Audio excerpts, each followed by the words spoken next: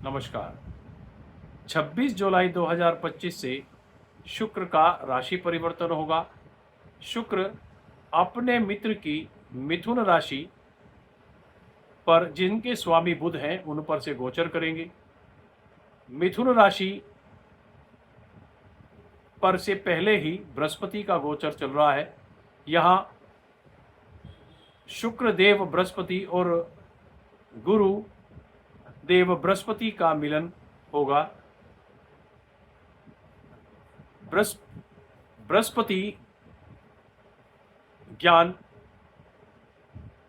के कारक हैं और शुक्र रूप, सौंदर्य, चंचलता, अभिनय और विवाह के कारक ग्रह हैं पुरुषों के लिए, और स्त्रियों के लिए बृहस्पति विवाह की कारक है।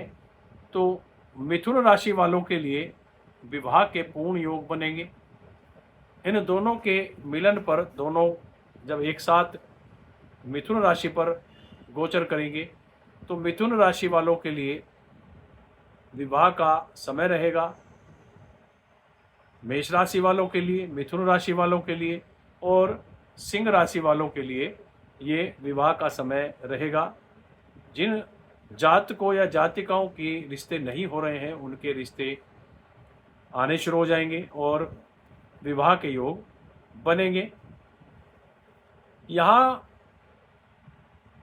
मिथुन राशि पर शुक्र चूंकि अपने मित्र बुध की राशि पर गोचर कर रहे हैं, सभी राशियों पर इनका क्या फल होने वाला है, आइए जानते हैं। मैं पंडित सीताराम शर्मा। मेष राशि वालों के लिए रिश्तों के योग बनेंगे, जो मैंने आपको बताया।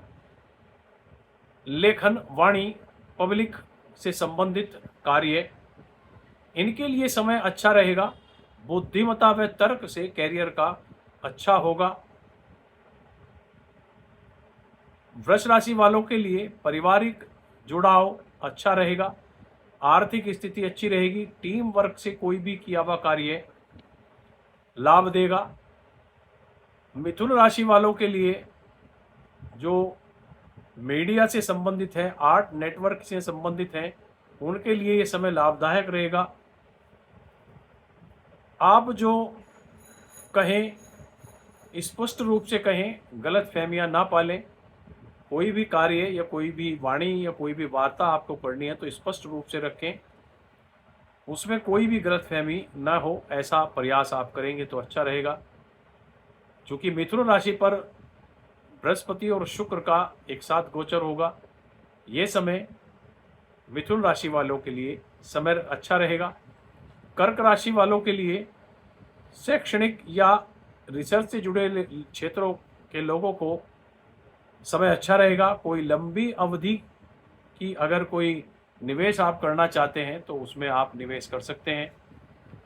चूंकि यहाँ शुक्र का गोचर 12वें स्थान से होगा, 12वें शुक्र अच्छा फल करते हैं, तो कर्क राशि वालों के लिए समय ठीक रहेगा। लेकिन चूंकि लाभेश का 12वें जाना, तो कहीं विदेश या दूर स्थान से आपको लाभ प्राप्त हो सकता है या बाहर की कोई यात्रा हो सकती है। सिंह राशि वालों के लिए किन्हीं भी स्रोतों से धन की प्राप्ति होगी, धन लगातार आएगा। परिवर्तन से थोड़ा सा असहज हो सकते हैं, लाभ होगा। अगर आप कहीं आपका परिवर्तन हो रहा है तो आप उसमें थोड़ा सा परेशानियां अनुभव कर सकते हैं, लेकिन अगर आप इस परिवर्तन को स्वीकार करते हैं तो लाभ आपको अच्छा रहेगा। किसी अहंकार से संबंधित विवाद से बचें। आप अपने अहंकार अपने अंदर ना रखें और किसी भी प्रकार से आप किसी भी विवाद से अगर बचे रहेंगे तो आपको लाभ होगा। कन्या राशि, धन लाभ के मौके मिलेंगे, लेकिन जोखिम नहीं उठाना है। किसी नेटवर्किंग या दूसरों से मिलकर कार्य लाभ देगा, तो इसलिए थोड़ा सा आप अगर सही तरीके से नेटवर्किंग के कार्यों से जुड़े हुए हैं या आप उसमें अच्छा कर रहे हैं तो उसमें थोड़ा सा लाभ आपको होने की संभावना अभी रहेगी। चूंकि कन्या राशि पे 10वें स्थान, कर्म स्थान पर शुक्र का गोचर होगा और वहाँ पर से बृहस्पति का गोचर चल रहा है, तो आर्थ त्रिकोण को अच्छा करेंगे। तो आप अगर इससे संबंधित कोई नेटवर्किंग या कुछ कर रहे हैं तो कहीं ना कहीं आपको लाभ होने की संभावना रहेगी। तुला राशि, पार्टनरशिप से आर्थिक लाभ होगा। अगर आप कहीं पार्टनरशिप में हैं या आपके कोई पार्टनर हैं, उनसे आपको लाभ होगा। कोई कार्य अगर आप पार्टनरशिप में कर रहे हैं तो उनसे लाभ होने की पूर्ण संभावना रहेगी। जीवन साथी से संबंध अच्छे रखें तो अच्छा रहेगा, अन्यथा उसमें कुछ वाद विवाद हो सकता है, तो थोड़ा सा आप उस पर ध्यान देंगे तो अच्छा है। वृश्चिक राशि, करियर के लिए समय अच्छा रहेगा। परिवार का माहौल अच्छा नहीं रहेगा।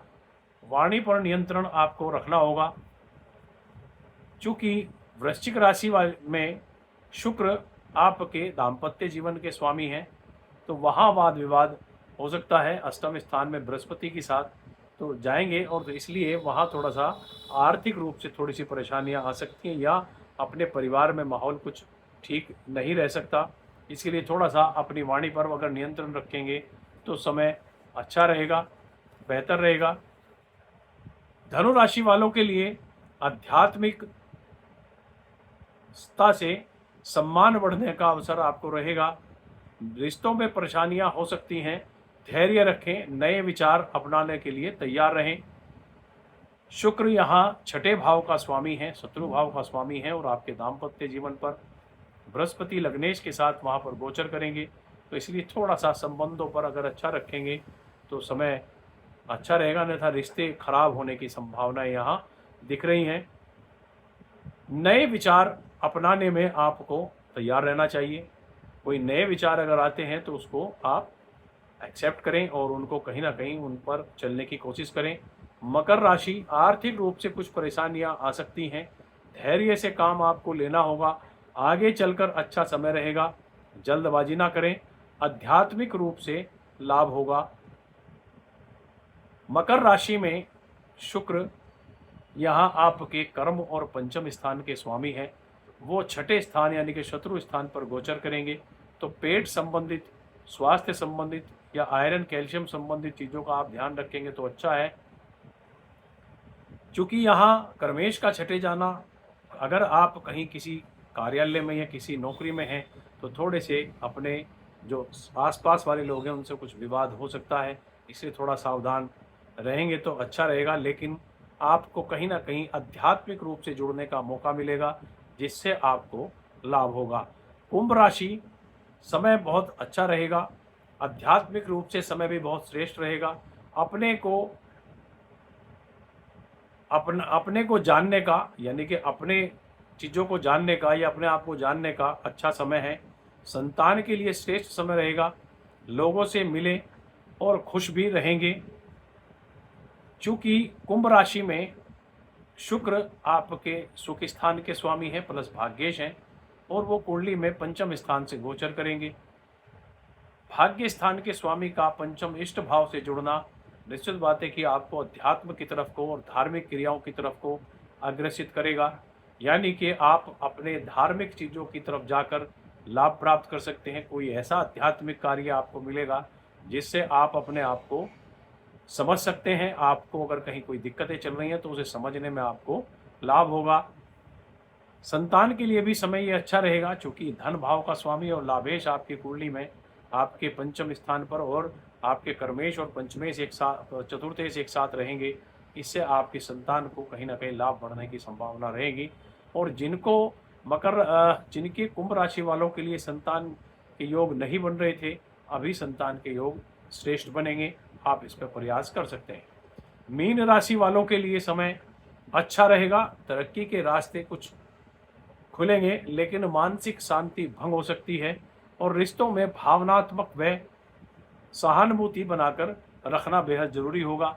समय, चूँकि मीन राशि वालों के लिए जो शुक्र है वो अष्टमेश और प्राकर्मेश हैं, इसलिए वो गोचर करेंगे आपके चतुर्थ स्थान यानी कि मानसिक सुख पर से, इसलिए थोड़ा सा मानसिक शांति आपकी भंग हो सकती है, लेकिन सुख प्राप्त होंगे। अगर किसी के मकान, वाहन या ज़मीन के कुछ परेशानियां या दिक्कतें चल रही थी, उसमें कहीं ना कहीं लाभ होने की कोशिश रहेगी।